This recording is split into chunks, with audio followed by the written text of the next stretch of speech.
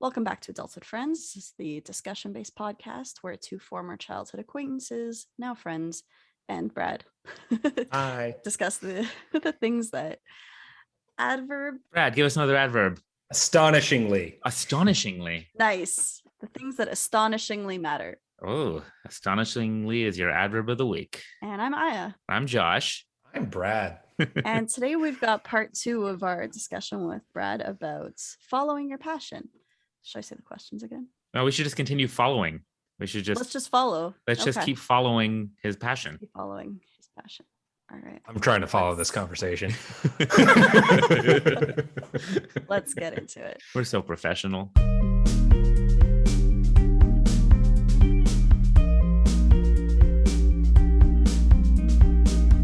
And we're back. It's so good to be back. Isn't it good to be back, Brad? Oh my God, that was such a long wait. I have bed sores. Oh my God. I'm not even in bed. Okay, so I have a question for you, Brad. Yes. So following, I found that to be quite tragic, but what was your state of mind after you lost that laptop and you lost that entire film? Because I would be horribly depressed about that. How did you feel and how did you get out of that? Oh, I was devastated. Outside of just losing the thing that held on to your passions, you lost the tool you used for making them. Oh. You could also be like, hey, there were some family photos on there. Oh, and you just moved as well. Yeah, that was actually kind of the spooky thing more than anything. I had just moved to Toronto. I was only just starting to get into PAing. Actually, I hadn't even landed my first job yet. So I was like, cool, I have no money. I just lost my laptop. I was just like, I'm fucked. I don't know what I'm going to do. And you didn't follow that guy home. That's probably the smart, safe. That was the smart thing. I had two other people with me where I was just like, I was going to do that. And they were just like, don't. I want to live in a world where that guy gets punished. It just pisses me off. Yeah. But there's justice. Or maybe you could ask him hey, do you want some money? Do you want the actual laptop? Just give me my stuff back. I just want Nerd Alert. All I want is Nerd Alert. Yeah. Oh yeah. I said that, but they had already been caught and kind of lied, but they were doubling down on it and be like, I don't know. What a bunch of dicks. Oh yeah. Yeah. Terrible people. Toronto sucks. No, just kidding. Yeah, saying that, I love Toronto, and that's probably one of the worst things that I've had happen to me in this city since being here. It's actually quite a lovely city. Yeah, when it came to the personal projects, what hurt was losing that film and not being able to follow through on it. But it was also just losing the tool to keep doing stuff. I love writing out on notebooks and stuff like that. But I was like, I need something to be working with. I need to type these scripts out. But that was at least replaceable ultimately, right? At the end of the day, that was replaceable. So when I moved to Toronto and started working in the industry, that I started just making that my main focus was one, I needed money so I could buy a new laptop. So I was trying really hard just to get a job. As I said before, I started working as a background actor. So what did I start with? I was a Scottish Guard on Rain for a while. I was a photo double for a Martian Marine in the Expanse who gets crushed on re-entry. Oh my God. I love the Expanse. I watched all of it now. Oh. You worked on the Expanse for years, right? In one degree or another, I worked on every single season of the Expanse. So I was a background actor on the first season. I worked as a set PA for the season 2 full-time. That made me part of the Expanse family. And while I moved on to other shows of my own in between, whenever I was available and that show was running, the term in the industry is a daily hire. So whenever you need additional hands of help, you can reach out for daily hires. And on that show, I was what would be called a perma-daily, where if I wasn't working on one of my own full-time shows, which at that point was Kim's Convenience. Kim's Convenience. Oh, I've heard of that. Yeah. It was. I was expecting you to say, "Oh, I watched that. I've heard of that." Sorry. It's a popular show. It's very popular though. No, I've seen it. It's been advertised to me. I think I've watched how Netflix plays something automatically sometimes. Yeah, they'll give you the clips of it. I think I watched that part and I was like, oh, maybe I'll watch that. So it's on my list for later. Yeah. Okay, watch that. But Aya, can I recommend that you watch The Expanse? Yes, watch The Expanse. Because The Expanse is one of the best shows I've seen. What's it about? You liked Game of Thrones, right? People, This is not really accurate, but People like to call it Game of Thrones of space. Well, on that note, so the writer of the books isn't a real person. It's That's two a people. pseudonym for two people. Yeah. Okay. But one of those two people did work with George R.R. Martin in helping develop Game of Thrones for television in the first couple of seasons. So there was already a connection. There was a connection, a similarity of what they appreciated. Interesting. It's based on a series of books. I haven't read them. I hear they're amazing. And the show as of now just ended after 6 seasons. Mm-hmm. There's more story in the books, like it continues in the books, but the show ended. And I have to say, unlike Game of Thrones, even though it did have a shortened final season of only 6 episodes, it ended well. It had like a great 6-season run. It's a really good show. I highly, highly recommend it. Yeah. Okay. Recommendation considered. It's a great show. And also Brad gets like murdered in it, right? I play a character. Well, I photo double for a guy who literally just had his lungs crushed on re-entry into space. So I'll have to look for someone who kind of looks like you who gets killed. Oh, you won't see me. I remember I sat in a trailer for 2 days waiting to be used. And then they ended up using a shot of just a body bag that was already closed. Oh, no. So you don't even see me. Okay. I do get seen in a later episode where I just play a belter who's just like walking. That's what I was going to ask. So I'll look for that. A belter is one of the I don't know what that means. People who live in the asteroid belt. The biggest show that you'll ever actually see me on camera in is The Boys. I have a full-on shot where I'm like hero walking across the You're in The Boys. I'm in The Boys season 1. You watch The Boys, Aya? As an assistant director. It's really fun. Aya. What? I don't watch that much TV. I'm sorry. I watch mostly comedy. These are some of the biggest shows. I mean, The Boys is actually super popular. It's one of the most popular shows. Okay. That was a lot of fun to work. It's a cool show. Cool show. Now Jensen Ackles is coming on in the 3rd season. I'm excited. From Supernatural. Yeah, they're pulling everybody into the fray for that one. I never watched Supernatural. So as you can see, Brad is a famous person already. Famous? No, but I've done some stuff. Brad, I've always admired and respected how you like really got yourself ingrained in the actual industry. You know, I personally I went to USC and whatever, but I didn't like go and I kind of didn't want to, I guess. I wanted to just do my own shit. Yeah, and that's what I envy about you. But I envy the fact that you actually you get paid to work in the industry, right? Maybe it's not everything you want to do all the time, but at least you understand how the industry works at that level and you're making these real industry connections. You know, I'm kind of on the outskirts of it constantly because not for very long. You're doing quite well for yourself. No. Yeah, then we've got a few famous people here almost. You're like, aren't you getting like a TV show produced or something? No? I mean, I hope. Oh, okay. It's coming. Until you see it actually on screen, nothing is for sure in this industry. Okay. Oh, the horror stories of even when you get to production on a project and you film it and then it gets pulled at the last second. There's a lot of horror stories. There's horror stories of shooting the pilot. Mm-hmm. One of the Game of Thrones prequels they were making, they shot a $30 million, maybe even more expensive. The actual Game of Thrones pilot, like the actual show, when you watch the pilot. Oh, that too. That's like 90% reshot. That's not what I'm talking about, though. That happened there too. But then they still made Game of Thrones. Yeah. There's a Game of Thrones prequel coming up. There was going to be another one. Yeah. And they shot the pilot episode of that. They watched it. They're like, nah. And they scrapped the whole show. Really? Yeah. Yep. Oh, that's crazy though. Because also, like, wouldn't they realize that's $50 million or something? Man, that's it's insane. I don't understand. And you just scrap $50 million. I don't anywhere. That's initial. I would at least release it. Also, like for something that's people are definitely going to watch because how many people loves Game of Thrones? I don't know. Maybe it wasn't that good. Maybe they're right about that. But it's the issues of what we can go down a Game of Thrones rabbit hole. But this was what I used to love and do on Nerd Alert. But like, I would argue the fact that the reason when Game of Thrones started to spiral out was when they were just creating narratives without original source material to base it off of. Yeah, they weren't great with that later on. Strength. Aya and I just had a long conversation outside of the podcast. We had a long conversation about the end of Game of Thrones. Oh, let's do it. All right, let's scrap this whole topic. Let's just talk Game of Thrones for the next hour. Okay. The reason I wouldn't talk about it only here is because I don't like to spoil it for people who haven't seen it. You know, I'll bleep that.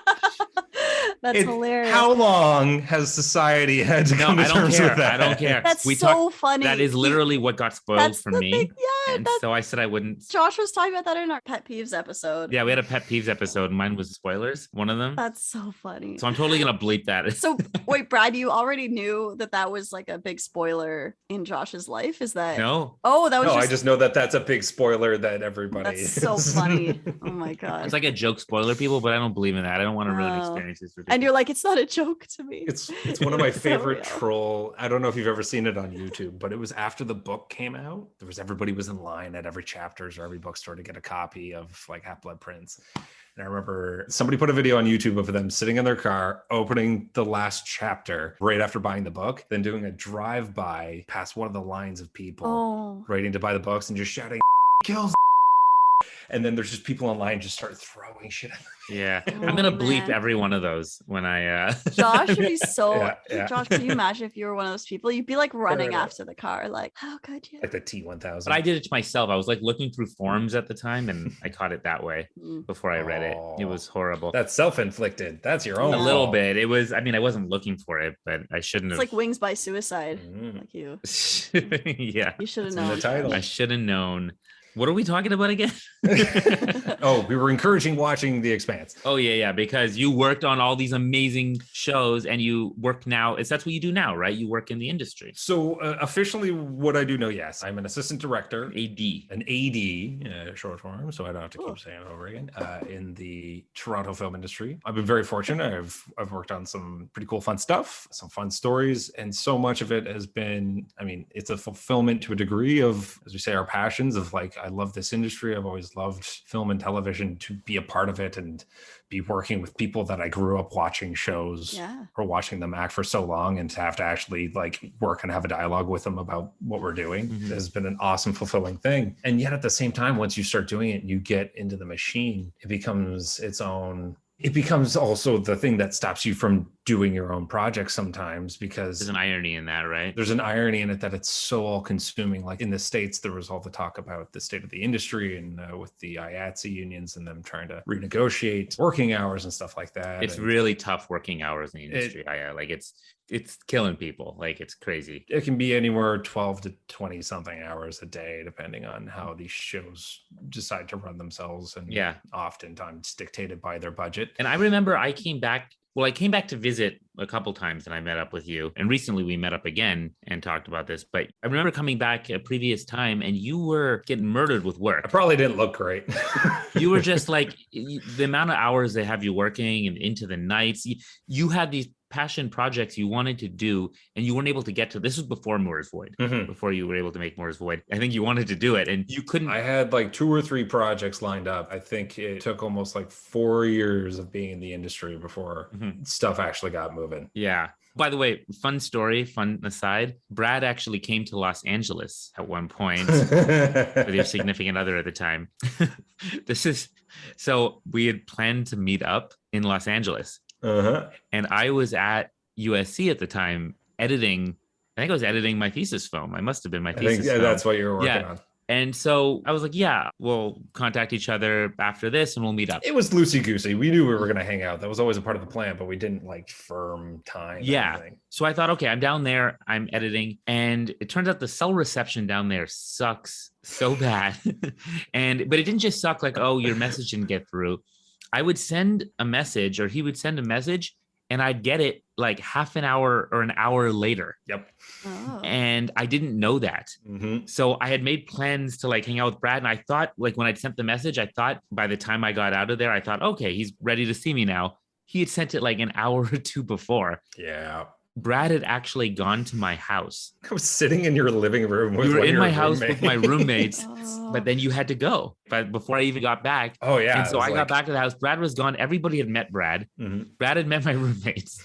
Brad was in my house. Everybody but you met Brad. But we never saw each other when he visited Los Angeles. Oh, my God. Oh, wow. It was 2 passing ships in the night that were just shining warning beacons at each other, but on different axes. So they never met. You know what they call where I edit down there? They call it the dungeon. Yeah. It really felt like that. Yeah, fair enough. Hey, it was still a good trip, but yeah, bummer we didn't get to hang out, but that was fun checking out LA. At least we get this story. But this was the thing where like I work in the industry, so coming to visit, I'm sure you had like the reaction of like, oh, oh, somebody's visiting in LA. Maybe they want to go check out the studios. And you're like, hey, Brad, you want to go check out like the Universal lot or something? And I was like, no, dear God, no. You're like, that's work related for me. Yeah. That- I just flew out from working at Pinewood. I do not remotely want to check out the studio. So that's the thing. It becomes a new normal. Well, I was going to ask, like, has working in the industry kind of ruined bits of like the magic? I was going to ask this too. Of what your passion was, right? Like, because now it's a job. Yeah. There's some people, they say, like, when you do something, certain things that you're passionate about, when you do it as work, for some people, that ruins it for them. Does it do that for you? Or do you still find that it's still your passion and you're happy to work in it? It's still 100% my passion, but where it did start to do so, I don't watch television like I used to, which is a bit of a bummer because I would passionately get onto all the big stuff, which I do. I still get involved in like the big kind of like cultural phenomenon stuff because, you know, they're big for a reason and they're fun and it's easier for me to disassociate. But there's only a handful of things I've worked on that I can actually watch because it's hard to disassociate. The Expanse, though, come on, you can watch that. The Expanse, yes, The Expanse is one of them. What We Do in the Shadows and Kim's Convenience are the other ones. What We Do in the Shadows. I don't know if I need to watch the show still. I've seen the movie. It's so good. I know it's good. I have friends who edited that. What? Who? Antonia de Barros. Do you know who that is? The name is insanely familiar. I've probably seen it on documents, but never actually. Antonia, yeah. Well, she's in the US. Yeah. But she's edited on that. She do it. I don't know. She's worked her way up. She's done more and more for that show. I went to school with her. I went to USC with her. That's amazing. Oh, very cool. Very There's cool. some interesting like connections. The world. It's a small film world. It is. It's smaller than most people think. Yeah. You know why? Because to get into that film world, you have to pursue a passion that society tells you is not worthwhile. It's a grind. Yeah, there you go. Nice plug for the episode. Boom. It's a grind. Like I'd say that once I started actually trying to do it, it felt easier to get into than I anticipated. Because once I just said, oh, I want to do this. And then I was like, oh, the Directors Guild of Canada has like a 3-day training course that you just need to pass it. And then you can just... The DGC. The DGC, yeah. Once you just pass that general test, you can start handing out your name and try and get on sets. And at that point, it's up to you to just be slightly competent while you're on a set. I remember my very first day on a set was still one of the longest days I've ever worked in my life. It was on the show Lost Girl. I remember they were having some difficulties with their AD team at the time. And so there was some turnover that was literally happening the moment I showed up. I feel like that's often how it happens. Wait. You get... I've seen Lost Girl. Yeah? That's one show I've actually seen. Yeah. It's about a succubus. Yeah. heard of She's that, a yeah. really good actress. I watched like at least a full season of that. I know nice. of all the shows Bo. to have seen that you've mentioned. I've That's seen the that one. Yeah. She like sucks the energy out of people kind of. It's a and, like, succubus. regenerates her. Succubus. Yeah. Well, That's the life force out of them. Sorry, I didn't mean Sex. to, but I was like, No. I actually know this one for once.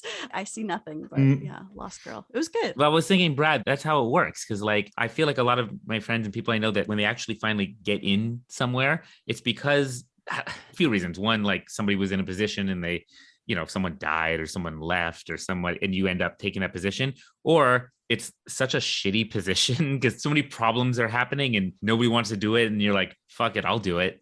And that's how you get in. That was pretty much it. I was brought in to be just a daily. They're like, hey, can you babysit the background actors? Just help get them ready and walk them in. And they knew I was like brand new out of the Guild Apprentice program. And as it happened, I remember the third AD, Lauren Guyot, who I've worked with for years. She's an incredible woman. She came down sick that afternoon, so she had to go.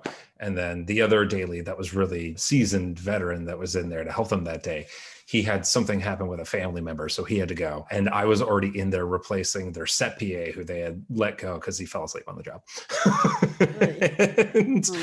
Look at what had to happen for this to happen. Like, and there was a fourth person who genuinely got fired that day that I was there. Wow. And I was just like, what have I done? What industry am I in? What is going on? Imagine that just keeps happening and you're like, Brad, you're going to have to direct this. Not that far, but by the end of the day, it was probably a 19-hour day. And I remember 19 hours, Jesus. Yeah. And so like, again, this was my first time on a set that long. My brain was just like, what is this? What's happening? Oh my God, am I ever going to leave here again? Is this just my life now? This is my life now. I'm in this dark corner of a room hitting a buzzer that turns on the red light whenever you're rolling and like calling lockups. And doesn't everyone need to sleep? That seems so 19 hours. What is up with people? You're supposed to you get turnaround. So you get in Canada, it's about 10 hours a turn. So you're guaranteed that like once you've wrapped, you get 10 hours to go get some sleep and then come back and do it all again. But then you end up doing it on a show that's like 5-6 months, and that's how burnout. Yeah. And you experienced a bunch of burnout. After that show, my health was not good. I was not in great shape when I finished it. I mean, you still looked super hot. I saw you. No, I did not. You look fantastic. No, I did not. I definitely never once made a dent. No, I was gaunt, and I just looked like I had probably damaged my kidneys because I was too afraid to say when I had to use the bathroom. Oh no! You know what? I couldn't see your kidneys. You can see them, but you could see like the color of my face disorienting from just like not going to the bathroom when I don't know. Then you would have been ready perfect to move on to Whitehaven. You would have been able to come to Whitehaven. There you go. Were you gonna make that joke? Yes, I was. Circle. We made it. I remember the end of that day. It was like 7:30 in the morning, and there was nobody left on the team. And the job in our department is at the end of the day, you have to fill out like all the paper documents of like, this is everybody all the actors finished wrapping at this time, and these crew members are at this time. And you submit it to production at the end. For a guy who had never been on set before and had just been up for 19 hours sitting there, and they're like, hey, Brad, you can fill this out. And I was just like, what is this thing? This seems really important. Why am I being asked to fill this out? Oh, man. So one of the other ADs that was there at the time, he was what they call a second AD, who's in charge of making the call sheet for the next day. He was just kind of looking at me and kind of was like, all right, way to go. Maybe I'll see you again, or probably not, whatever. And I took a cab ride home with him, but he said bye to me in a way that he never expected to see me again, ever. Like, assuming that he had just like ruined my life that day. But then I got a phone call like later that week because they had so much turnover. They're like, hey, are you available for like the next 3 months? Oh, wow. That's how it happens. And so like I did one. So I know so many people, like I have so many colleagues that at this time in the industry, big to different now, Toronto is booming. Mm-hmm. We've got Netflix and so many other big producers that are coming to Toronto that it's now a very massive hub that's up there with LA and Atlanta. It's huge. It's like Toronto, LA, Atlanta are like for North America, the 3 big spots. Vancouver too, maybe, right? Vancouver's got it as well. And then you have your pockets, and New York's got its own thing as well too. Oh, yeah. But at the time, this is circa 2013, summer 2013, there were people around me that were still talking about the effect that SARS had because it kind of was so devastating to the industry, and that you would have these big lulls where we get really slow and quiet. Yeah. Thankfully, we haven't had to deal with any pandemic stuff since then. Oh, no. Yeah. Right. Yeah. I can't lie. That's why, like, going into this pandemic, I was like prepared because I knew that it was like our industry really suffered for a pandemic that never happened. So when this one actually happened, everybody was just like, all right, buckle in, get your savings, cover each other. And then we've been planning for something like this to happen because we saw how devastating it was last time. Reconsider your life. Yeah. Yeah. Right. For so many people at that point when starting, you could go months of just doing dailies before you got a full-time gig. And I just lucked out that I got one daily on a show that was having such turnover. And then all of a sudden I just was full-time and you were in. Full-time was in. And once you're kind of in, and as long as you're a competent and a decent person, they call you up. It's all about the word of mouth, networking, knowing people. And that's all it is from now on. Yeah. And I can say from experience, you are the most pleasant person to work with in the world. Fuck you, Josh. So like, and the fact is like getting things, you are. No, honestly, at the end of the day, you want to work with people you want to work with. That's 100% it. You just, when you're working the hours that you do in the film industry, being a piece of shit doesn't help. You don't want to work 19-hour days with pieces of shit. You don't want to do that. 19 hours a day for sometimes 6 months at a time. You don't better want get to be along working with each other. a piece of shit. Yeah. Like anybody you work with who's in a position of hiring is like, I'll take the person who's not as good at their job, but I can tolerate having to work with them as closely as I have to. But I'm sure that you are good at your job too. I try to be. I try my best. Look at you're modest. So sweet. Yeah. But so you've been doing this now for a number of years. I would going say into my ninth year. This. How did Moore's Void come about? And now we can talk about something I have seen and I've seen. No, fair. I've seen Lost Girl. We can keep talking about that. There we go. Yeah, let's totally talk about Lost Girl. I haven't seen Lost Girl. Talk about working with Eric Roberts. Oh, I worked. Well, okay, I didn't work with Eric Roberts. I wrote something that Eric Roberts was in. I think you told me this story. Was this the Yeah, I wrote the James Franco thing. That's what I thought it was. Yeah, it was a feature adaptation of a book by James Franco. That was the first feature I'd really written. It got produced, co-written. And yeah, Eric Roberts was fantastic in it. I heard some stories about what he's like to work with, but he's an interesting person to work with. He's Julia Roberts' brother, right? Yes. Like, he is incredibly talented. He's just a fascinating person to work with. I wish I could tell some of the stories he told me, but I shouldn't. Yeah, we care about your career. How about don't? Yeah, I'll keep him quiet, but yeah. Tell us after we stop recording. I'll say he's interesting. Like, obviously, I had to ask him about working on The Dark Knight, and even then he had some stories that I'm like, I'm gonna not put that on air. I would love to share it with everybody. Look at you though, Brad. You were so into Batman. You talk about this stuff like it was out there. Actually, you have a Batman t-shirt on when you do the We Drink Films. I do. Actually, yeah, I do. Yeah. I lost that shirt, but I loved it. Isn't that amazing that you don't know, this is like, it's up there in fantasy land, and now you're working with people who are in the things that you love. Oh yeah, What We Do in the Shadows was huge for that. If any show I worked on that had me just have one of those like, holy shit, going from Nerd Alert to that moment. I was working with Jermaine Clement from Flight of the Conchords. What? Yeah. And I mean, he's What We Do in the Shadows. That's so cool. Oh, I haven't seen that. Oh, it's so I should watch. I do like him. I like Flight of the Conchords. It's like The Office with vampires. It's 100%. It's The Office with vampires. And so we were doing this scene in an office that was just like The Office. That was kind of the gag. And Jermaine was directing this episode. And Jermaine. And let's totally do it. There was just a sequence where one of the characters on the show is what they call an energy vampire, where he just bores you to death with the most mundane, monotonous conversation. And as you just get so tired of the conversation, that's him sucking life force out of you and feeding off of it. And so I had to work one-on-one with Jermaine and do the sequence of this energy vampire going around the office, just trying to be like, hey, TGI Friday, finger guns to people. And they would just be so like cringed by it that it would just suck the life force out of them and they black out and die. And so that was just one of those moments where I'm just like, oh my God, it's fucking Jermaine. And I'm working with him. And then he's giving me notes on who to work with. And I'm like working with him, just setting up this whole big dynamic wonder of this shot walking through this office. And it's just one of those moments where I'm like, okay, this is a pretty cool gig. And then I think it was 2 weeks later, Mark Hamill ended up having a guest spot on the show. And it was like Luke Skywalker himself. My God. Cool. That show goes for it. When they want to get an actor, they'll just go for it. Wow. So look at that. Look at just seeing that journey from like you're working on things with your heroes. And then next thing you know, you're standing right next to him. I was like, oh my God, this is fucking real. Okay, cool. Is it hard to still work? I'd be like, I don't know right now with these people near me. Yes and no. I would say that I've gotten used to it. So I've learned that through a couple of cases of, I'd say like the most starstruck I've actually been on set wasn't Mark Hamill. It was Adam Savage. From Mythbusters. I struggled real hard that day. He's just a big idol of mine. I think he's a genius. I mean, Brad, never lose that like wonder and enthusiasm you have. Oh, it's so exciting. But at the same time, people can lose that in the industry, It's easy to get jaded when you work in this industry. It very much is. And I've watched it happen with some people.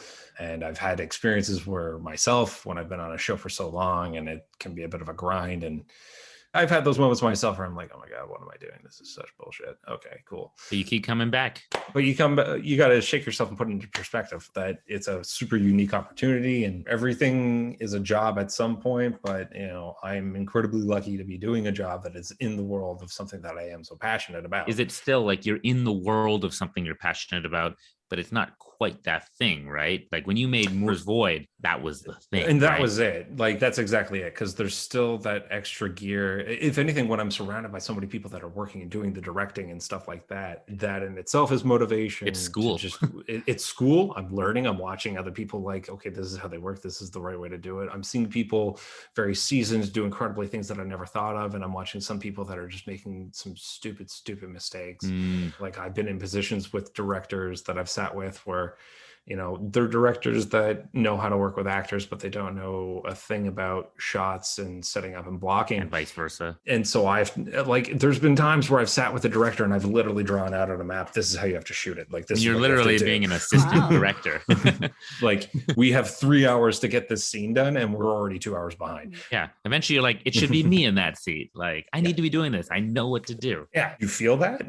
You never say it. You use it as motivation for when you want to get to doing your own projects. Yeah. Sorry, your initial question was Moore's Void. Yeah. So how did that come about then? So that was a project, like I would say, going back to Nerd Alert, when I finally started like falling in love with writing and doing things again, there was a handful of stories that I really hung on to as like, ooh, these are some big world building things I'd love to try and do. Those ended up being stories that were in the back of my mind for a decade, if not more.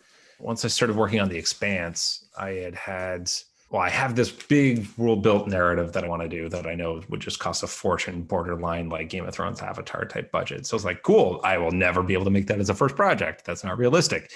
What's something that I can steal from this world that is like a nugget of something that's crucial for that world that I can also do on a macro level to help just act as a launching point, as a piece of world building. You're being strategic in that. Yeah. You know? Like I said, when I got out of film school, I never wanted to be an AD. I wanted to write, and I wanted to. You weren't like, when I grow up, I want to be an AD. Yeah, exactly. I didn't even know that was a job until today. Like all the other kids coming like out of film school. If you had asked me if there was any department I didn't want to do, it was assistant directing, because it was the antithesis of the creative side of things. That's an irony that every AD wants to be a director. But they keep getting jobs as ADs because they don't get looked at like creatives. Whereas like my logic for it at the time was I felt confident in my abilities to create and make something up. But the logistics of stuff like building my schedules, my call sheets, or when I am writing something, am I writing something that's just stupidly unfeasible? I wanted to have a better understanding of that. Now, at the time, the Directors Guild was an easier avenue for me to try to get into just to get on set proper. But seeing that, I was like, that might also be a smart move for me because I know that's my weakness right now. So I can get a job in a department where I am forced to interact with every possible department. That's smart. Again, strategic. Yeah, I can use that for networking, to meet everybody that I want to befriend. And then you can use them in your project. That was exactly it. That was the hope and the idea of like, I could make good friends working in the industry of every department and then be like, hey, I got this thing I'm trying to do. And I really admire that. I really admire that a lot. Thank you. But it was a long game strategy. And I might say that I've had too much patience with some of this stuff because I sit on it and I'll just wait till I feel ready. And the first project I didn't even direct it. It was something I wrote while in film school and sat on it, and I gave it to someone else. That's the one you did with Mitch? Yes, with Mitch, where he played a sniper. It was the whole play on the story of Prometheus, but it was just like paralleled with a sniper and a deserter in World War II. Well, that sounds cool. You wrote this, right? And somebody else directed it. Yes, a good friend of mine, Jeff Brownell. But even then, that was a big educational experience. Actually, the whole thing was shot by the camera team from The Expanse. Like, it was The Expanse's camera. Cool. That's so cool. That's cool. We had rented a camera, and then the Sim Digital called us like the day before we were supposed to shoot and be like, you're not going to believe this. Somebody stole our camera. Like, they took it out with a bogus credit card, and we're not going to get it back. But that was the camera that we had put aside for you guys. And we were like, and we don't have anything else in house for you guys this weekend. And it was just like, so we had just rented the location. What's it with you getting shit stolen? Yeah, when you, like, what's going on? I don't know. Brad, you're too good a person to have this kind of luck. It's not fair. Well, we lucked out because one, we purchased production insurance. That's good. And the camera team that Jeff, who was the third AD on The Expanse at the time while I was working on as a PA, him and I became good friends. And he was doing a similar thing. We were kind of like, we were mirroring each other, and I was learning from him. And this was his first kind of by the way, PA, production assistant. Assistant, yes. Yeah. She's like, yeah, I knew that. I I can see her brain not understanding a lot of the acronyms for things. You can't see my brain. I can catch me on that because I'll say it so colloquially. Oh, it's fine. I do think we actually said what PA was before. Anyways. Maybe we did. There's a whole other language that is used in the industry that's just... Again, industry colloquialism. Yeah. Yeah, when that happened, because we were using the actual operators of the camera, they were going to help us shoot the show. The producer of the show just said, you can use our camera, just bring it back Monday, because they knew that the people that we were going to be operating with were the people who knew how to take care of it. Awesome. Okay. So, whew. So what was the name of that movie? Yeah. Tighten Down. Tighten Down. I saw that. That was very cool. It was an interesting one. It was a unique story. And then the next one you did, but the one you directed was Moore's Void. The one I directed was Moore's Void. So I was a writer producer on that, and I was learning as Jeff was going through the process of finding who he was going to get to be his DP and just picking the team and the staff. And we worked together on just that idea of trying to get something up and running. And while that was happening, I was like, okay, what's the baby I want to get going on? And I knew I had this other narrative that I've been world building. I figured that was something I would have. That was a world I wanted to play in. I could find a nice little intimate story to work with. Mm-hmm. Now, Moore's Void is about a grieving mother who found out on the day at her son's funeral that he had visited this place that was essentially a life insurance clinic. I'm doing quotation marks as I say that. Something that shadows is something like that. A place that claims to copy and store your consciousness, but it's a play on Moore's law, the notion that while the technology doesn't exist to maybe give you a body that we can put this copy of you in yet, that doesn't mean that the technology isn't going to be there with eventual exponential growth down the line. So if you sign this contract where you give us a boatload of money that can be a down payment towards paying off a body, we'll copy and store you now. Or you could sign this lease option where we'll copy and store you, and then we're going to give you kind of a shoddy workman's body, and then you can just pay off your debt whenever we get around to building it. Such an interesting idea. Yeah. It's just this conversation between a mother who's trying to figure out if this place is just selling snake oil or whether her son is actually there. In there. Her dead son. Yeah. So essentially she's trying to grill the individual who's representing this front and to figure out one, if it's real, and if it's not, to probably want to beat the shit out of him for grifting her dying child. Mm-hmm. And if it happens to be true, the notion of being able to talk with a lost loved one again. Yeah. And I was like, okay, cool. That's got some meat to it. And like, I won't do it. They had to give away the little twist ending that's there, but it's got a lot to think about in it. And if I do a good job with the dialogue, and the idea was like, okay, cool. I've got this, something I can do with like 2 or 3 actors. I just got to find a good set. I can network. If I can get the right people involved, I can make it look really good. The idea was I wanted to do it at this point, having been in the industry 4 or 5 years, I wanted to do it on an industry level. So I wanted to shoot with all the proper cameras that I've been working with for the last few years. And you did. It looks good. Thank you. Credit to Fraser Brown, my director of photography. He's fantastic. I met him while working on Kim's Convenience, but right now he's working on Titans and Angels and Demons TV series. In fact, I think he just got nominated for a CSA, but he's incredibly talented and just, it's so great to work with him. But that was the idea. That was the first time I had gone through like ACTRA, which is the equivalent of SAG in the States, of just the actors union. Oh, right. To find these professional. Yeah. How do I reach out? Now, granted, my lead actor, I kind of knew him as a shorthand because I had worked with him on another show. So that I cheated and I just went right to him and said, hey, would you be willing to do this? And he was like, oh my God, this is great. Yeah, let's do it. He was great. He was really good. Yeah, he was. Oh, so much. I liked him a lot. Yeah. He did an incredible job. His name was Barry Flatman. He's been in the industry for so long. I've seen him in things before. He's like a Canadian Martin Short, or not Martin Short, Martin Sheen. Martin Short. Oh, the Brad voices are coming out. Right? Oh man, if you just want me to do impressions all day, I can do Let's hear that. Yeah. Never mind. Scrap this podcast. Let's just hear your impressions. Jordan, stupid fat hobbitses, you ruined it. Wicked, tricksy, gross. Anyways, cool. It's so fucking good. That's uncanny. That's actually, a lot of people have like the precious, but it's not even close to that's like one of the best impressions I've ever heard. Wow. Yeah. Precious. Wow. Yeah, I wish I could do it for video games. Going through the unions, that was all about the practice of trying to, because at the end of the day, so often short films, you appreciate them for what they are, but more often than not, they're just a very glorified business card. Yeah. To be all like, I know what I'm doing. If you give me the tools, I can direct good actors. I can pick cool shots. Yeah, here's what I can do. Edit this in a dynamic way. This is just a showcase to be like, hey, give me a shot. Yeah. Or at least when you got your next thing, your next passion project, you're like, I want to go into this one. And I obviously have to ask you for money if you're going to a producer. Yeah. They're going to be like, screw off. I don't know anything about you. You'd be like, here, check out this short film. And they'll look at it and be like, oh, okay, maybe you do know a little thing or two. So they'll a greater likelihood of being able to do it. So after you shot this thing, how did you feel about your, like, emotionally? What was that feeling? Or at least after you shot it, after it went through the festival circuit, and it's been going through the festival circuit, how did that affect your life course, your journey here of what you roller coaster? Are you like, yes, I'm doing exactly what I want to do? Is it turning out the way I thought? The spectrum of emotion that could come about with a project like this, I've hit everything. After finishing filming it, like the hours of driving home after, you're exhausted and you're running on pure adrenaline. Oh yeah, while you're finishing it, yeah. When you've just finished filming and you know you got it in the can, you're just overwhelmed with excitement and gratitude. Your body hurts after, right? Yeah, body but at the same hurts. time,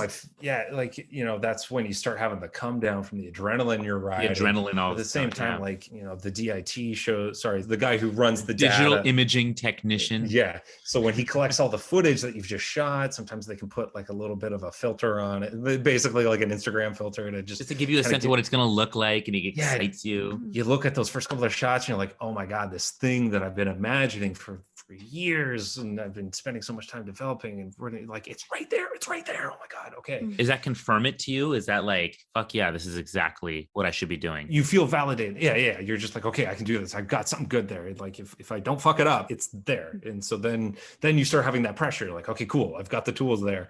Now don't fuck it up. The editing process for it was brutal because it was a case of it was too close to home for me, where like I wrote it and I directed it, right, and then I edited the entire thing by myself. I didn't have. You're too passionate about it. You're too passionate about it.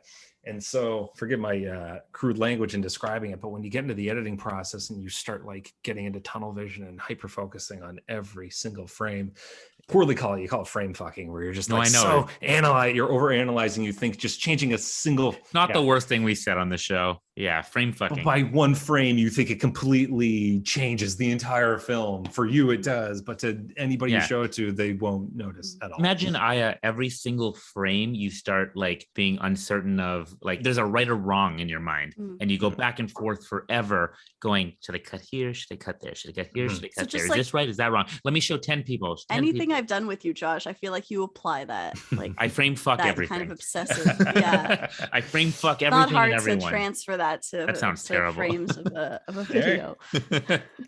I can be like that a little bit. Okay. I feel like you get into it. Oh yeah. I get into it for sure. I mean, I ultimately make decisions one way or another. I tend to ask people to help me out, kind of lead me down a path. And that's the hard part, because sometimes like that was a struggle for me. It was so often my mistake was I showed it to too many people. Like, and they had too many different ideas. It's either too many different opinions, or in most of the cases, it would just be like, oh yeah, it's great. No, this is awesome. And I'd be like, I don't want you to tell me that. I want you to tell me what's not working. Like where you have issues with that? I never have issues with people telling me what's not working. No, like I was like, tell me where it's falling apart, because I don't feel it's there yet, and I want to have a conversation about it and see what I can do to fix it. Wanted honest feedback. Yeah, it's hard to get honest feedback sometimes. Really? Who do you know? It's interesting. He knows nicer people. But that's I've been to USC. Everyone can't wait to tell you all the things that are wrong with everything. I don't know. Maybe hey, if you ever need honest feedback, Aya will give you honest feedback. Thank you. I'm incapable of that. It might be a thing of working with like other Canadian filmmakers, where sometimes it's just nice people. I think of like Midnight in Paris, where sometimes like they will. I haven't seen that yet, so no spoilers.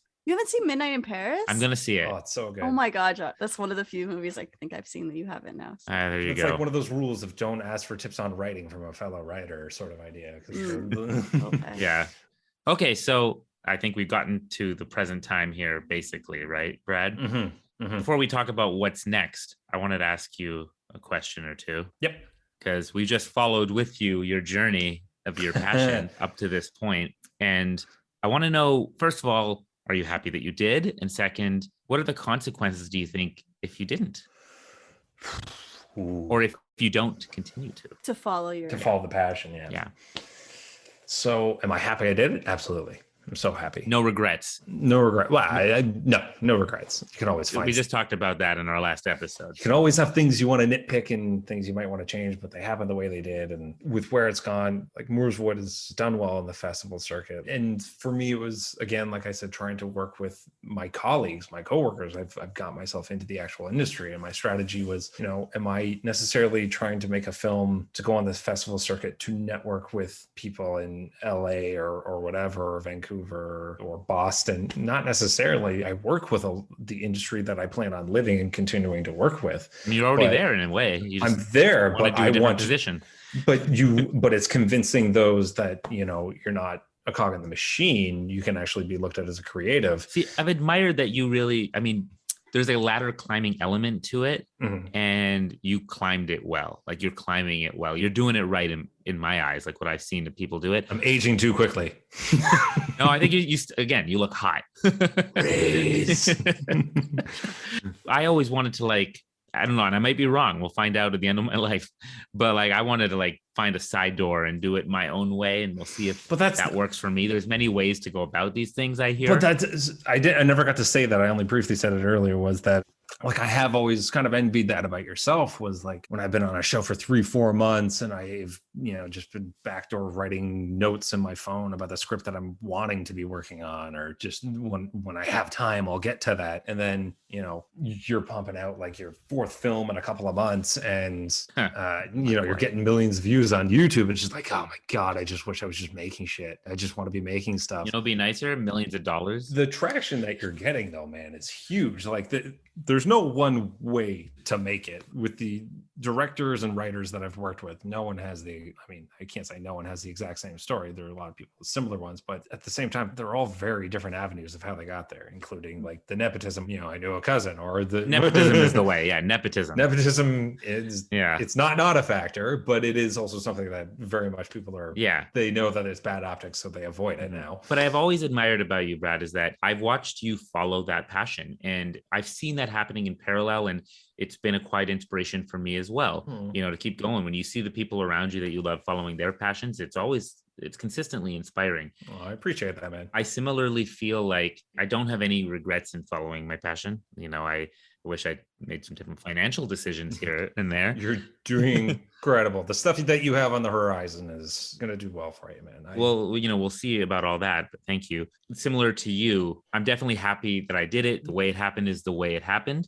But there's that constant feeling of that ticking clock, right? That's it. It's weird. Even as you progress, then you start asking, am I progressing fast enough? Yeah. And those thoughts start coming in, right? Where it's like, is it time I do something else? Is it time I make it a hobby? Is it time I stop trying to do it this way? And maybe I'm happy just being a part of the industry, but not direct. Like, how is it for you when that voice enters your head, if it enters your head? Oh, it does. Yeah, definitely. Like even with Moore's Void, like I think I shot it in the tail end of 2018, and it didn't start hitting the festival circuit until 2021. And like in that time, pandemic times, hitting the pandemic. But even then, the pandemic was kind of what saved me. And I had the time. Like they're like, you're not going to work, and I was like, okay, I can finish the post production on my film. And all of a sudden, I was like, I don't know when I'm going back to work, but I've got time now to write a feature. So all of a sudden, I took 6 months and I wrote my first feature. Oh, awesome. Mazel tov. Yeah. Congratulations. But that was the case of like, cool, I've gotten into that realm of working in the industry that I love, but it's also the same thing that the avenues are there to keep doing it. But once like being an AD, it's just like I'm surrounded by so many other ADs and people I work with that it's just like, what's the next gig? What's the next job to pay your bills? And you got to do it. And you keep working and working. Right. You get in the bill paying game. You're just like, no, sometimes like, they're like, don't you want to work on the big stuff or keep working on the big stuff? And I'm like, no, like I would rather sometimes take the small show so that instead of working on something for 6 months, I can work on something for 3 months that I only shoot for, 10 to 11 hours a day. And then I can get home and still have energy to do some so many hours. Oh God. That's a good piece of advice for some people out there, that if they have their own passions, personal passions outside of what they're doing to pay the bills, small jobs. Yeah, like, it can be easy to, this is not the right word to use for this industry, but to get comfortable, because to get comfortable in I'm calling it the bill paying game, like in getting those, like you're getting offered these jobs, you got to take them. These are the big jobs, right? But like time is a resource. It is. And it's going away. Yeah. If you can't get that back, it's a good idea to take into account time and treat it with the respect it deserves. If you recognize that you need the time to devote to your passion, then you are the master of your domain. Like, do it, make those choices. You're still going to be in demand when you need to make that money. It's spooky when you start facing the fact that like, all right, yeah, you got bills to pay and you're consciously making a choice to say no to a job. It's hard, right? It's spooky. Like I've had to do that a little bit recently. I was working quite a bit up on a few gigs up until November, but then the festival circuit was coming up and I prioritized that. And I've started working on another feature, the one that's in the realm of Moore's Void. And I was like, okay, that's important. So strike while the iron's hot. I will say no to a couple of jobs and I'll be willing to just do dailies for a little while until I figure out that next gig. As long as you give yourself the time, to just get back to, because you ultimately want to direct things. You want to direct your own work and you want to direct other work, but that's where your passion lies, right? In being the master of that. If you can find a way to balance living comfortably and, not starving and getting a good roof over your head. Yeah, I don't understand that yet. I'm a starving artist, so I don't know. If you can find a way to do that, but you're not like, so much of it is also just the pride element of like, as soon as I started ADing, I'm surrounded by so many other people that are like, don't you want to climb to that next spot, or don't you want to work on these big shows? And like, it was really hard for me to say no to coming back full time on the Expanse. So like, I was invited and welcome to, and I passed on it. Any dips in quality I attribute to that. Oh yeah, not likely. No, that's a well-oiled machine there. Yeah, but that was when I started working on Kim's Convenience, and that's an incredible show. I mean, like the traction that the cast and people have gotten out of that show. Like, I initially got looked at being like, "Why did you leave to go to that show? It's small." That dude became. Have you seen Shang-Chi, Aya? No, sorry. Okay. Shang-Chi is a big Marvel Asian superhero. Oh, okay. No, I haven't seen He it. was on Kim's Convenience. Okay. I remember finding out how he got the gig. Somebody left the microphone on him like they left it turned up, and I have a comm tech with my headphones in, and I just heard screaming coming out of the microphone.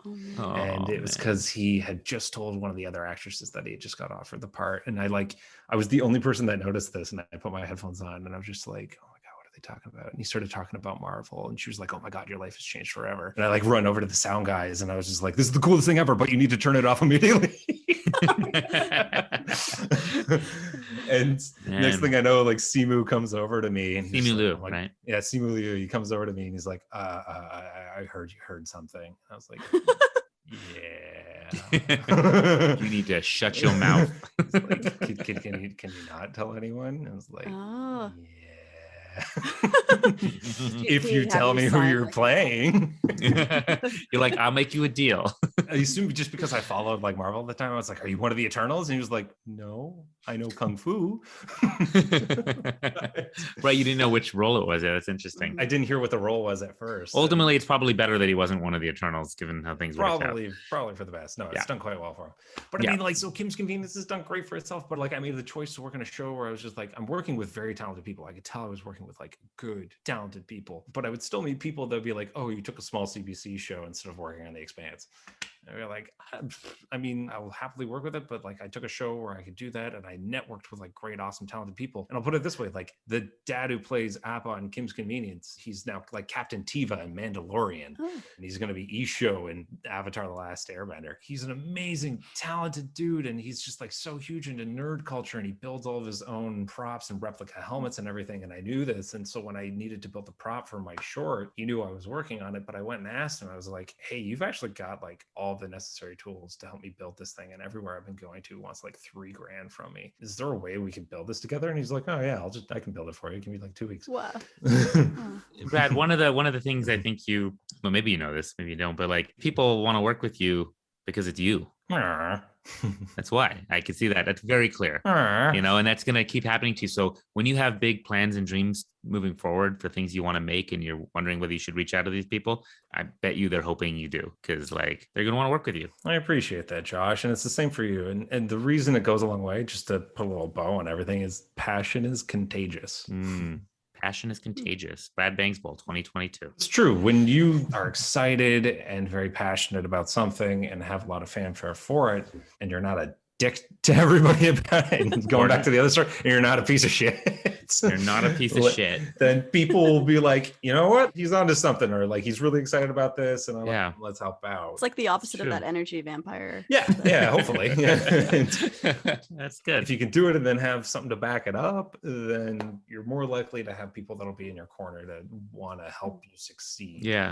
Yeah. I've been very, very fortunate with that, with my current projects, and hopefully that with whatever the next one is, I can still tap a few people on the shoulder and be like, help me. You know, we haven't done in a while, Brad. Make something together. Make anything together. Yeah. It's going to have to happen at some point. I'm quite confident we'll be working on something. You're not too famous by the time, I get to. You let me know when your next project is that you're having to shoot in Canada for tax credits. I may or may not. It's true that I'm working right now on trying to put together a deal to hopefully shoot a feature that I wrote in Canada. And if that happens, I'm going to need Canadians to work on it. It's kind of part of what you need to do if that's how that works. And that would be a really good excuse. Yeah, you do. That'd be a good excuse, right? You just keep me posted on what's happening with that. And if I'm haven't already signed a contract to be working on something for months that it doesn't work, I will be there to help you out. Oh man, that'd be so cool. Yeah. Yeah, have it come full circle. I know, right? See, that'd be insane. Remember Rachel Dodderman? That was kind of the same idea. Her and I were. Oh, I remember Rachel Dodderman. Yeah, you remember Rachel Dodderman. Her and I worked at Swiss Chalet together, and we were both like film junkies as well. That was the thing we had in common. So we were always talking about how we loved and wanted to work in film. And then on and off, we were like in different circles. She popped up. I know she worked on a like Patrick Barfoot's film. We all worked with her on Patrick's feature. Patrick's film. It didn't come out. But there was a moment like years later where I was working on the reboot of the show Heroes. So I was working on Heroes Reborn. Heroes Reborn. And then Rachel had started doing props for that show. And we both ran into each other on set for the very first time ever and knew that we were doing it. And we just had this big moment where we just ran across the entire set and gave each other a big hug. And we were like, we did it. Fuck Swiss Chalet. we got out of Swiss Chalet and we're working in film together. So last advice for anybody out there who's wondering if they should follow their passion or go into academia. No, maybe academia is their passion. Hey. I'm joking. I'm just trying to I'm fuck not with in Aya. academia anyways. I'm not really in academia. You're a professor, Aya. But I'm not a. Do you have prof in your name? I'm not a research professor. It doesn't. He's still an academia. Yeah, no, I'm taking that to literally. Yes. You did a PhD. You're still a teacher. You're a PhD. I'm a teacher, yeah. But this isn't like a permanent. I'm giving too much. It's fine. Yes. Okay. For some people, academia is a passion. I'm not one of those people, but that's okay. Is our passion contagious to Aya? Sometimes, but sometimes it's like, how do you care so much about this little thing that you've been researching for 10 years? Oh, you mean that? Oh, man. But sometimes it's like, wow, the amount of life that you've put into this is actually amazing. So yeah, more often it's that. Sometimes it's like, I don't care at all about this thing. Some people think it's amazing. Some people think it's sad. It depends on what it is. Honestly, there are some things where I'm like, that's incredible and like good for you. And there's other things where I'm like, what is this contributing to anything? And maybe it's just their passion project. So that doesn't matter. But yeah. There are people out there who are very, very passionate about very, very specific things. And they put years of their life into it adds everything together. I mean, good for them. The Yeah. tiniest little, I don't know, maybe it's fixing an action figure up. I don't know. There were astronomers that spent their whole life looking for planets that didn't exist. You know what though? But it helps because then it all comes together anyway. Sure, but whether or not it helps the world, is that a reason to follow your passion? Whether or not it helps the world, is that a reason? Is that a reason? Or is it just in and of itself, it being your passion? Isn't that enough? I mean, you're probably a happier person if you're following it. So maybe Right? it helps the world to have happy people everywhere. You were saying yourself, Brad, like when you weren't doing that, you were literally depressed, right? I was miserable, and I think it's really important. And a portion of it was being afraid to try it. Like it's the fearing of failure. When you're that passionate about it, you're building it up a lot in your brain. At that point, like, what do you have to lose when you're miserable? That's what that ends up being that's the bridge. You get so, at least I can only speak for myself, but I got so depressed and so low about everything that I reached a fuck it point. It's just like, what do I got to lose? I'm either just going to go back to feeling miserable and have to find something else, or, I'll give it a shot and see how I feel. So definitely when you reach the fuck it point, but hopefully you don't even have to reach the fuck it point to realize. Yeah. Hopefully not. That it's worth it. Like strategize, find out how. Don't be afraid to try it if it's something that excites you. Yeah. Give it a shot. If you find out that maybe you're not amazing at it, you can at least say that you tried and you've learned it. Yeah. And you might, maybe in the process of doing it, it takes you somewhere that's running parallel to the thing you're passionate about and in a realm with it. Yeah. That's the lesson I learned, was don't be afraid of of failing at the thing you're passionate about. Yeah. Don't let that stop you from even trying. I would go a step further and say, you better. Like, you'd better go for that. If it excites you, how can you not? Yeah. There's no other, what's the alternative? Not doing the things that excite you in life? I don't understand. You live a certain amount of time, and in that time, you better do the things that excite you. You better do everything it takes to do the things that you want to do. Unless what you want to do is horrible. Then unless you're like it's murder. Jeffrey Dahmer or something like that. And all those serial killers out there, they were quite passionate about it. They were like, look, I was just following my passion. I listened to the Adulthood Friends podcast, and they were like, you better do it. And I'm listening and going, fuck, I should just murder that dude. just following my passion, officer. Haven't heard that one before. You know what? Good for you.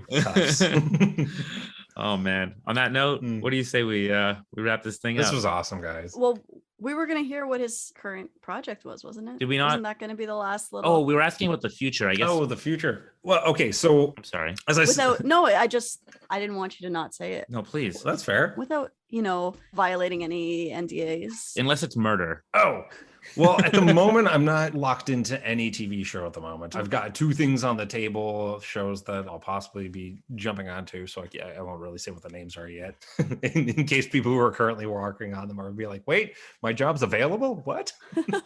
Oh, no. So for right now, I'm doing dailies on a Netflix show just to keep the roof over my head and something in the bank account. But in between that, with the time off that I have, back in the summers, the traction with Moore's Void was happening. I had that realization of when you want to make a feature as your next big thing, very likely you're not going to get much more from a small production company than maybe $100,000. So I went to work with the rules. I wanted to apply the knowledge I had of like early indie films that most people first get into their industry with, which a good example is horror, and often horror is just a couple of small people, and it's cheap. It's small, it's cheap, and I'm not trying to make a horror film. I have elements of it that are spooky and scary in it, but it dabbles in all these other worlds. But I'm using the same logic of like, I need something with a small number of cast, a location that I control, being strategic, that's out there. How can I tell this narrative that fulfills the world that I've been building? Yeah. After talking with a few people that were trying to pitch projects for their first features, when this one gentleman I knew who finally got approval and got a grant, he only got 500,000. He was like, I was lucky to get that. I was thinking I was only going to get 100. Yeah, he thought he was only going to get that's $500,000. Oh, it's $500,000, and he was like, he was blown away that he got that because he thought he was only going to get 100,000. He wrote specifically to only get the 100,000. It's smart, obviously, to be strategic like that, and that's obviously what I was trying to do with Impaled. This feature I'm hoping to maybe shoot in Canada. It's got 2 people. You're following exactly those rules. You're doing the smart thing. They're in one location. I mean, it's going to be more than 2 ultimately in the script, but for the most part, it's 95% in one location, almost like a play. It's got a hook in its story. And that's a challenge as a director and a writer. Like, how do you make it entertaining? You're like, okay, I'm putting these limitations on myself. How entertaining can you make this once you impose these limitations? Well, that's when you dive into your past and you ask yourself, like, for me, I remember I did plays. Remember it was Mr. Wintercorn's class, we have this, it's there. That knowledge is there. I remember digging into that. Also, when you just give yourself a challenge and you're like, I got to do this in this amount of time, or I got to give myself this limitation. That limitation breeds the creativity. Yeah. And you figure it out like a math problem you have to solve. You just figure it out. So if you tell yourself, I need to do this with this amount of money, with this amount of space, this many actors, you figure it out. Yeah, you're doing the right thing. I'm really excited for Impaled, by the way, man. I hope. I don't know. I see now your passion is contagious too. The fact you're trying to do a similar thing, I'm thinking maybe I am on the right path, Brad's also thinking the same thing. You are doing exactly the right thing. If anybody I've talked to who gets their first project greenlit, there's certain structures that they've had to follow. And from everything you've told me about Impaled so far, you're on that right path. So I'm very excited for you for that. It's not a porn, by the way. I have to keep telling people it's not a porn. Neither was Balls Deep. Yep. It's not part 2 to Balls Deep. Oh. Part 2 to Balls Deep is Balls Deep to Balls Deeper. Balls Deeper. And then there's Balls Deep with a Vengeance. And then Live Free or Balls Deep. And then there's A Good Day to Balls Deep. I love it. Writing a feature that hopefully somebody will be willing to give money for, that's in the realm of my short before. If I had money, I'd give you money. Same here. I wouldn't be just giving you money. I'd be investing in you because it would probably make me money to give you money. That would be the hope. I'd believe in you. From the number of feature films I've seen make no money back. it's one thing, but hopefully you'd get something back. I like your vision. I like the way you see the world. I want to see more of that. I want to see it up on screen. Oh, thanks, man. No, I'm very excited for everything that's coming your way as well there, Josh. And I'm pumped for Impaled to come along there and just make the schedule work, and I can work on it with you. We'll see. We'll see how it all works out. I'll be your AD. And Aya, I'm excited for you to... Anyway, this has been another episode. Yeah, you monster. Aya, finish your novel. This has been another episode No. of Adulthood. If you enjoyed this, please follow us on Facebook, and please follow our guest, Brad Bangsboll, and his Did I say that right? Bangsboll. Yes, you did. Nailed it. And You banged it. I'm sorry. And his continued journey through the world of film. Continue following his passion. Thank you so much, guys. Yeah, thank you. Thanks for coming on. We appreciate it. Your energy and your enthusiasm is infectious. So Aw. I hope that you get to keep infecting others. Oh my God, that's the worst During the pandemic, you should definitely keep infecting way others. to phrase it. I but hope you keep infecting keep everyone. on infecting the others. Yeah. Yeah, I want to see a passion pandemic. Passion pandemic. Oh my God. Oh, That's like a good title right there. Passion pandemic. That's not bad. Yeah. I had Mm. an alt title for another project called How to Ruin a Perfectly Good Pandemic. You know, and I hope now I'm glad that you guys have always known each other, but it's cool to have this kind of Yeah, it's nice to actually talk to you and like Get see. to know, get what to you're know about. each other a little bit. Yeah. Yeah, a Oh, little bit. Yeah. I really appreciate you guys having me out here. It's been fun just to have a microphone turned on again. Nice. And just Well, practice the radio. we do have recurring guests, so anytime you want to come back on. Yeah, any theme. So I'm not just talking about myself, but if you just want to talk about shite, I am happy to take. Oh, we'll talk about literally anything. Shite That's is the whole- one of shite. yeah. Is one of a whole our episode on favorite shite. topics. Yeah, episode 63, shite. And you'll be a Scottish guardsman. What was that? Yes, We're in the- Scottish Guard on Rain. Yeah. Or Martian. I play a lot of Can you do a guard. whole episode where you're just Golem, the whole episode? I'll do it. Yes, please let me do it. We'll just tell people we had Golem on, featuring Golem. We're going to talk about Yeah. rings. I don't know. Oh, We're talking about things that are precious. oh, that would be fun. Good. Yes, thank you. My God, how long did it take to get that voice? Like, were you practicing in front of I was in class with Josh, I think, or no, I think it was the year after we had it together. It was I first did it remember as a you. monologue in drama class. I do remember that, I think. Oh, It took me Okay. probably like 2 or 3 weeks of practicing and making a lot of Wow. weird noises. Yeah. Just trying to get it That's down, great. but it stuck. How do we usually end this thing? I usually someone's talking and Someone saying something. No, it was so good to be here. Thank you so much. Got it. Got it. Thanks for having me, guys.